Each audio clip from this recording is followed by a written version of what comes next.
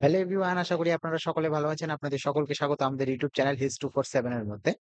আজকে আমরা আলোচনা করব বাংলাদেশকে নিয়ে। বাংলাদেশ প্রচন্ড পড়ে গিয়েছে চাপে। সেই চাপ থেকে কিন্তু কিভাবে মুক্ত পাবে তার কিন্তু আমরা কোনো রাস্তা খুঁজে পাচ্ছি না। কেন পাচ্ছি না? যে বাংলাদেশের মধ্যে যে পাহাড় সমান একটা যে ঋণের বোঝা ছিল, সেই ঋণের বোঝা এখন পূরণ করতে কিন্তু সভারেন মেকানিজম এর কিন্তু ইউজ করা হচ্ছে। ওকে, সভারেন গ্যারান্টি মেকানিজম সেটা কিন্তু ইউজ করা হচ্ছে। এবার অনেকেই বলবেন যে সভারেন গ্যারান্টি মেকানিজম কি জিনিস? বেসিক্যালি দেখুন, বাংলাদেশের সাথে ইন্ডিয়ার কনট্যাক্ট হয়েছিল যে পুরোপুরিভাবে ভারত কিন্তু বিজলি পাঠাবে, বিদ্যুৎ পাঠাবে। বাংলাদেশ সেটা জনগণের কাছে বিক্রি করবে। জনগণ থেকে যে বিক্রি করে পরে টাকাটা পাবে, সেই টাকাটা কি করবে? কোম্পানিগুলোকে রিপেমেন্ট করে দিবে। বাস এটাই কথা হচ্ছিল। সেটা সেল হোক, পিটিসি ইন্ডিয়া হোক কিংবা আদানি গ্রুপ হোক, এগুলো এদের কাছ থেকে এটাই করা হয়েছিল। এবার এই কোম্পানিগুলো কিন্তু সাথে কিন্তু পুরোপুরিভাবে কিন্তু ডিল সাইন করা হয়েছিল। এবং সেই ডিলের মধ্যে এটাও লেখা ছিল যে বাংলাদেশ কোনোভাবে যদি এখানে যদি টাকা দিতে ফল্ট করে, সেক্ষেত্রে বাংলাদেশে কি করা হবে? যে সোভারেন গ্যারান্টি মেকানিজম কিন্তু ইউজ করা হবে। এর মেইন লক্ষ্য যেটা সেটা হচ্ছে পুরোপুরি সভরেন গ্যারান্টি মেকানিজম হলো যে আপনি বাংলাদেশ যদি কোনো সময় গিয়ে যদি আমাদেরকে টাকা দিতে ফল্ট করে যায়, তাদের যদি লোনটা ফল্ট করে যায়, সেক্ষেত্রে তারা কি করবে?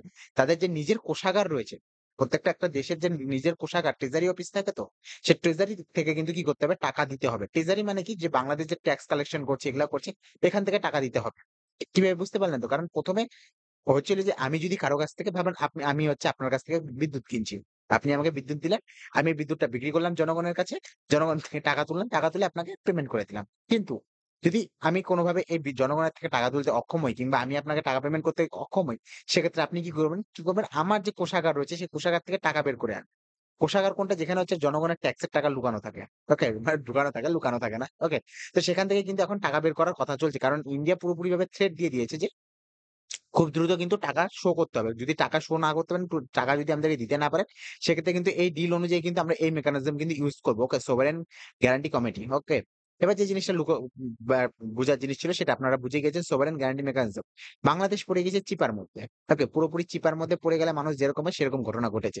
মেইন কথা হচ্ছে বাংলাদেশকে যেসব বড়, বড় কোম্পানিগুলো কিন্তু বিদ্যুৎ দিয়ে থাকে, তার মধ্যে ১ নম্বরে রয়েছে আদানি গ্রুপ। ৮০০ মেগাওয়াট। ওকে? ৮০০ মেগাওয়াট বলছি, ১৬০০ মেগাওয়াটের কাছে দেওয়া হয়। তার কাছে বকেয়া রয়েছে $৮০০ মিলিয়ন এর কাছাকাছি। আরেকটা রয়েছে সেল ইন্ডিয়া, এনার্জি ইন্ডিয়া রয়েছে, পিটিসি রয়েছে, এনটিপিসি রয়েছে, এনটিপিসি ত্রিপুরা রয়েছে, এনটিপিসি পাওয়ার গ্রিড রয়েছে। ওকে? এইসব কোম্পানিগুলো রয়েছে। এবার সেকেন্ড যে কোম্পানিটা রয়েছে সেল এনার্জি ইন্ডিয়া, তারা কিন্তু পুরোপুরিভাবে বলে দিয়েছে। তারা বলেছে যে আমরা বাংলাদেশকে বিদ্যুৎ দিতাম ৫৫০ মেগাওয়াটের কাছাকাছি। ২৫০ মেগাওয়াট আমরা নিজেরা দিতাম এবং ২০০ মেগাওয়াট আমরা পিটিসি ইন্ডিয়ার মাধ্যমে দিতাম। ওকে? এবার মেইন যে জায়গাটায় খেলাটা হচ্ছিল সেটা হচ্ছে পুরোপুরিভাবে এখন তারা বলছে যে আমাদের যে বকেয়া ১৫০ মিলিয়ন ছিল, বাংলাদেশ আমাদের যখন টাকা দেয়নি, এরপরে যখন টাকার উপর টাকা সুদ পড়ে গিয়েছে, ওকে? যেটা পেমেন্ট করা ছিল, পেমেন্টের উপর যে সুদ পড়েছে, সেই সুদের টাকা এখন গিয়ে দাঁড়িয়েছে $১৯০ মিলিয়ন। ওকে? দেওয়ার কথা ছিল $১৫০ মিলিয়ন। এখন দেখা যাচ্ছে সেটা $১৯০ মিলিয়ন হয়ে গেছে। বর্তমানে ভারত কিন্তু পুরোপুরিভাবে বাংলাদেশের কাছ থেকে $১ বিলিয়ন এর কাছাকাছি কিন্তু টাকা পায়।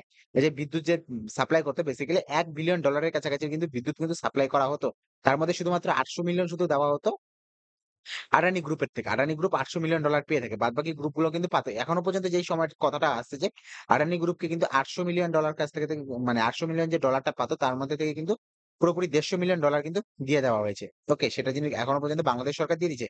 কিন্তু মানে সমস্যাটা যে জায়গাটায় রয়েছে সেটা হচ্ছে পুরোপুরিভাবে আদানি গ্রুপ আগেই বলে দিয়েছে যে আমরা কি করব? আমরা বিদ্যুৎ দিব না, যদি এরকম ধীরে, ধীরে পেমেন্ট করে ৮০০ মিলিয়নের জায়গায় আপনি ১৫০ মিলিয়ন দিচ্ছে, সেক্ষেত্রে কিন্তু আমরা কিন্তু বিদ্যুৎ কাট করে দিব। এরপরে দেখা গিয়েছে আদানি গ্রুপকে যে ৫০০ মিলিয়ন বেসিক্যালি ৫০০ মেগাওয়াট যে ছিল ১৬০০ মেগাওয়াটের থেকে ৫০০ মেগাওয়াট কিন্তু বিদ্যুৎ কেটে নেওয়া হয়েছে।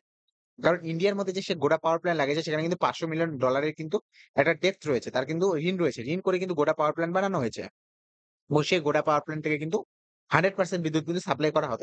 এখন যে জিনিসটা দেখা যাচ্ছে যে ১৬০০ মেগাওয়াট দেওয়ার কথা ছিল, এখন ১১০০ মেগাওয়াট যাচ্ছে। পুরো ৫০০ মেগাওয়াট কাট করা হয়েছে। এর ফলে দেখতে পারবেন যে ব্রাহ্মণবাড়িয়া, ঠাকুরগাঁও এইসব যে অঞ্চলগুলো রয়েছে, চট্টগ্রাম, এইসব অঞ্চলগুলোকে কিন্তু এখন বিদ্যুৎ ২৪ ঘন্টা পাওয়া যাচ্ছে না। বিদ্যুতের কিন্তু শর্টেজ রয়েছে। এবার বাকি যে কোম্পানিগুলো রয়েছে, বাকি কোম্পানিগুলো কিন্তু এখন পুরোপুরিভাবে বলে দিয়েছে যে ব্যাংক গ্যারান্টি। ওকে? কারণ যখন কোন কোম্পানির সাথে আমরা কি করি? যখন এগ্রিমেন্ট সাইন হয়, সেক্ষেত্রে তারা কিছু বন্ধক রাখে। আপনি লোন নিতে গেলে আপনাকে বন্ধক রাখতে হয়। ঠিক মানে বাংলাদেশ যখন পুরোপুরিভাবে কিন্তু এই যে বিদ্যুৎ কেনার চেষ্টা করছিল, সেক্ষেত্রে কিন্তু বাংলাদেশও কিন্তু ব্যাংকের মধ্যে গ্যারান্টি রেখেছে। সেই গ্যারান্টি গুলোকে কিন্তু এখন ভাঙানোর চেষ্টা করা হচ্ছে। এর চেয়ে সবচেয়ে বড় যে জিনিস মানে বিষয়টা লক্ষ্য করার বিষয় সেটা হচ্ছে এক্সট্রিম স্টেপ নেওয়ার কারণ কি হলো? দেখুন, বাংলাদেশ যে পরিমাণে ছোট ছোট মানে পেমেন্ট করছে সেক্ষেত্রে ইন্ডিয়ান কোম্পানিগুলো বলছে যে আমাদের যে সেখানে মজদুর কাজ করছে, সেখানে যে ইঞ্জিনিয়ার কাজ করছে সেগুলো পুরোপুরিভাবে কিন্তু আমাদেরকে তাদের পে করতে হচ্ছে। আপনারা টাকা না দিলে আমাদেরকে পে করতে হচ্ছে। পে না করলে তারা অন্য জায়গায় কাজে চলে যাবে। সুতরাং আপনাদের দ্রুত পেমেন্ট করা উচিত। আপনারা যেহেতু ছোট ছোট পেমেন্ট করছেন সেক্ষেত্রে দেখা যাচ্ছে যে ১ মাসের মধ্যে বিলিং করতে হচ্ছে $১০০ মিলিয়ন। আর কোম্পানি বাংলাদেশের বিভিন্ন যে কোম্পানিগুলো রয়েছে কিংবা হচ্ছে বাংলাদেশ সরকার রয়েছে তারাই পেমেন্ট করছে ১০০-১৫০ মিলিয়ন ডলারের কাছাকাছি। সুতরাং আমরা যত টাকা পাচ্ছি তত টাকা কোথায় চলে যাচ্ছে? কি মানে সবাইকে কিন্তু কি করতে বিলিং করতেই চলে যাচ্ছে। বিলিং বলতে বেসিক্যালি যারা কাজ করে মজদুররা তাদেরকে তো পেমেন্ট দিতে হবে। পেমেন্ট না দিলে তো তারা চলে যাবে কাজের থেকে। ওকে? সেই জিনিসটা লক্ষ্য করার বিষয় রয়েছে। এবার যে জিনিসটা দেখা যাচ্ছে বাংলাদেশের ইকোনমি কিন্তু খাস্তা হয়ে গেছে। কেন খাস্তা হয়েছে? বাংলাদেশের সবচেয়ে বড় ইন্ডাস্ট্রি যেটা রয়েছে সেই ইন্ডাস্ট্রিটার নাম হচ্ছে টেক্সটাইল ইন্ডাস্ট্রি। টেক্সটাইল ইন্ডাস্ট্রি এখন ধাপ হয়ে গেছে। আগের দিনই আমরা ভিডিও বানিয়েছিলাম ১০০-১৫০ টা কাছাকাছি কোম্পানি কিন্তু বাংলাদেশের মধ্যে মানে পুরোপুরিভাবে বন্ধের দিকে। সেখানে আন্দোলন চলছে। আন্দোলন এর জন্য চলছে ১ মাস ধরে তাদেরকে টাকা দেওয়া হয় না। বলা হচ্ছিল যে রাশিয়া-ইউক্রেন ওয়ার এর ফলে কিন্তু বিদেশের যে দেশগুলো ছিল সেই দেশগুলোর মধ্যে কিন্তু মানে পুরোপুরিভাবে ইকোনমি নিচের দিকে যাচ্ছে। সুতরাং বাংলাদেশের মধ্যে কিন্তু পুরোপুরিভাবে অর্ডার আসছে না। এরপরে দেখা গেছে বাংলাদেশের মধ্যে তক্তাপালট হয়ে গেছে। তক্তাপালট হওয়ার সঙ্গে বিভিন্ন কোম্পানিগুলো কি করেছে? বাংলাদেশকে কিন্তু পুরোপুরিভাবে যে অর্ডার ছিল সেই অর্ডার গুলো দেওয়ার বদলে ইন্ডিয়াকে তারা অর্ডার দেওয়া শুরু করছে। সেটা যারা হোক এবং বিভিন্ন কোম্পানিগুলো নিয়ে আমরা আগের দিনও আলোচনা করেছি এটা বিষয় নিয়ে। এর ফলে দেখা যাচ্ছে বাংলাদেশ কিন্তু ধীরে ধীরে কিন্তু কাঙ্গালের দিকে যাচ্ছে। ওকে?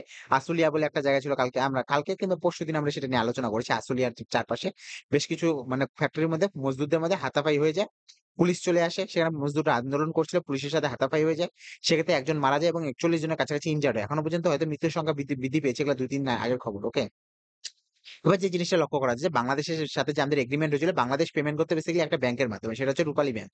রূপালী ব্যাংক লাস্ট বারও বলেছে যে আমরা পুরোপুরিভাবে টাকাটা দিয়ে দিব কিন্তু। ওকে? কিন্তু এখনো পর্যন্ত কিন্তু পেমেন্ট আসছে না। কারণ বাংলাদেশ সরকারের কাছে কিন্তু টাকা নেই। তারা বলছে যে আমরা ডলারই যে বেসিক্যালি ফরেক্স রিজার্ভ যে রয়েছে সেটা বাড়ানোর চেষ্টা করছি। ফরেক্স যে কারেন্সি রয়েছে সেটা আনার চেষ্টা করছি। কোন দেশের থেকে যদি লোন পাই কিংবা আইএমএফ এর থেকে যদি লোন পাই সেক্ষেত্রে কিন্তু আমরা সেগুলো পূরণ করে দিব।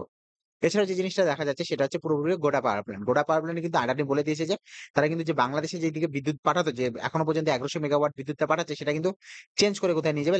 লাক্ষীসরাইয়ের কাছে নিয়ে যাবে। লাক্ষীসরাই যেতে কিন্তু পুরোপুরিভাবে ২০০-২৫০ কোটি টাকার কাছাকাছি ধাক্কা একটা রয়েছে। আমরা আগের দিনই আলোচনা করেছি। সুতরাং আদানি বলছে যে ঠিক আছে আমরা কিন্তু কি করব বাংলাদেশে যে বিদ্যুৎটা বিক্রি করতাম সেটা আমরা ইন্ডিয়ান ন্যাশনাল গ্রিড কে দিয়ে দিব।